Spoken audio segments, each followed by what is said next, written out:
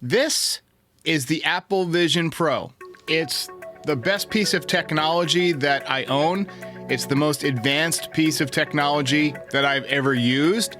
But is it worth what I paid for it a year ago? So this is going to be a 1-year honest review of someone who does not have a tech channel, who isn't using this to code or do anything like that. I'm just an average consumer who watches movies on it, who does a little bit of spatial computing on it. And I want to give you my impressions in a number of different areas. The hardware itself, the comfort, which has been an issue since before I even bought the device, but something that I've tried to manage with a number of different add-ons, the battery life, my use cases, the operating system, the environments, the glare, the field of view, how it compares to some other devices. I'll also talk about my hopes for Apple Vision 2 or Apple Vision Air, if there is one. This technology is definitely the future, and I've gotten used to it. I've grown more comfortable with it over the last several months. I'm using it on a daily basis now. It's my primary way to consume movies and media, and I use it a lot for writing, things like that. So let's get to the review, and we'll talk about everything Apple Vision Pro. I actually bought it on launch day, and then I returned it, and I got a new one. And I'm gonna give you my POV here as we record what we're seeing in the screen. You can see my pass-through, see my hands, you can see my notes for this video, and notes for all the different videos and stuff that I work on. Obviously looking directly at the phone, looking around my studio here. And if we want, we can slip into an immersive environment. I like to watch Yellowstone out here in this park. Too bad the final season stunk. So first, let's talk about the hardware. The hardware has stood up very, very well. I know a lot of people have had cracks and have had to return their AVP. That has become an issue that Apple has become aware of, and they're just replacing those without any kind of hassle. I hope they do the same thing for battery cords. The outer sheath of my power cord is basically falling apart. I've been thinking about bringing it to Apple and seeing if they'll give me a new one, but I just haven't gotten around to it yet. Hopefully I'll do it soon. The screen itself is still flawless. I try not to touch it. I've never dropped it. I don't usually put the protective cover over it unless I'm traveling with it, which I've only done a few times, and never on a plane, only like in a car. Until I added the AniPro 2 head strap, I used to have to carry it by the frame of the device because the light seal pops off. It's magnetic, but I find that the AniPro 2 strap is great as like a little carrying handle as well.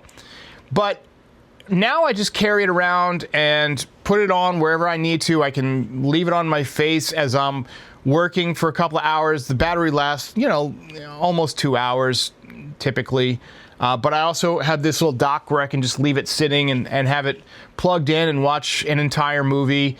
I find that if you lean back in zero gravity or in a recliner and you just let it rest on your face, it's a lot easier on the neck, and you can just position, your screens up above you, and it's just an easy way to watch movies or surf the internet or whatever. But I knew that the device had issues with being heavy. Everyone who had used it said it was kind of heavy, and I thought, well, I'm strong. I'm a big guy. I can handle a heavy headset. But you could really feel the pressure on your face and your head, and it really is tiring. But I figured there would be third-party accessories to help with the comfort, and there have been a few. It still doesn't make the device 100% perfectly comfortable because, you feel some pressure on your face, but I've actually swapped out the facial pads with the ones that come with the globular cluster adapter, and I find those to be very comfortable. I also really enjoy the globular cluster when I'm working at the computer, because it's easier on the face, and you can take off the light seal and just kind of have the open sides, but you still get that big screen in front of you. It is kind of bulky. I don't like watching movies with the globular cluster on because it does add some weight, and it's got this big knob in the back, which kind of prevents you from laying back comfortably. As I mentioned, it's most comfortable when you're reclined. I find that a zero gravity lawn chair is absolutely the best way to enjoy this device if you're watching a movie. It's definitely made outdoor movies much easier to set up. No screens, no extension cords for projectors, no laptop in the yard. The only downside is that it's only me watching movies by myself. This device can get a little bit lonely, and you do feel a little bit isolated, especially if you're in an immersive environment. When I'm in my backyard, I just leave the pass-through on and put a big screen in my backyard. I find that if I use the desert environment at dusk, you don't really get any kind of glare with movies or whatever, so that's what I prefer.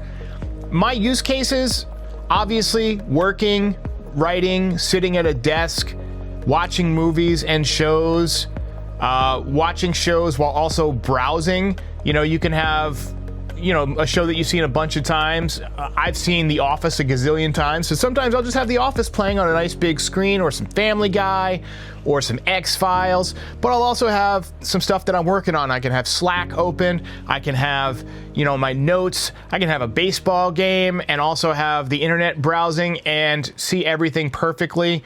I do love to write in this thing because you can dictate to it just like a cell phone.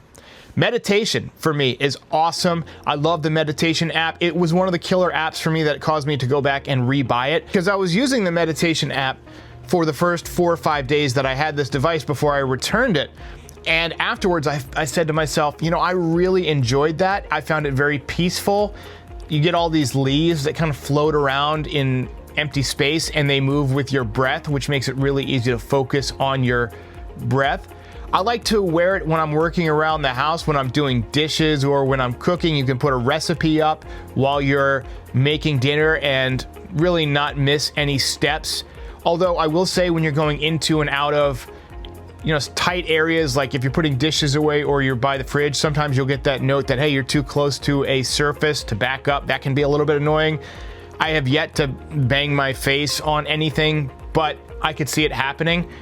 In terms of the software and the apps, they continue making improvements. They added, obviously, the ultra-wide mode for the computer. So if you're sitting at your MacBook or your Mac Studio or whatever, your Mac Mini now, and you would rather have a gigantic room-scale monitor than whatever monitor you're using, the Apple Vision Pro is perfect for that. I really have gotten used to this thing. I really enjoy it. I know it's kind of pricey for everyone, and I know that this is not the final form that this device will take. In a couple of years, I'm sure they're going to have a lighter version, and you don't really need this front-facing screen that, you know, can show the eye vision or whatever they call it, or your persona, your fake eyes. You don't really need this display that shows what you're doing or shows like a different color. The thing is made out of metal, which is a pain in the ass. If it was just plastic, I would have no problem with it. If I'm going to go outside in public and I want to wear like some kind of an XR thing, I would much prefer the X-Real 1 glasses, or something like maybe the Ray-Bans, which I don't own, but I've heard good things about. However, this is just a futuristic device. If you're an early adopter of these things, I can see why you would love it. If you're somebody who's a little cautious and doesn't want to spend the money, I can see why you would avoid it. But eventually, I think the Apple Vision, whatever the next couple of renditions look like of this thing, are going to be a must-have for like anybody who enjoys immersive content. Right now, I can't recommend this for everybody because it is a little heavy, it is a little bit uncomfortable. You do have to kind of go out of your way to get some accessories to make it fit better. But overall, I do like this device. I'm glad I purchased the device. I keep using it pretty much every day. As you can see, I've got it mounted right next to my couch. And, you know, sometimes I'll just throw on a movie or throw on some internet and sit back for a few hours and just lose the world. And it's just a really nice getaway.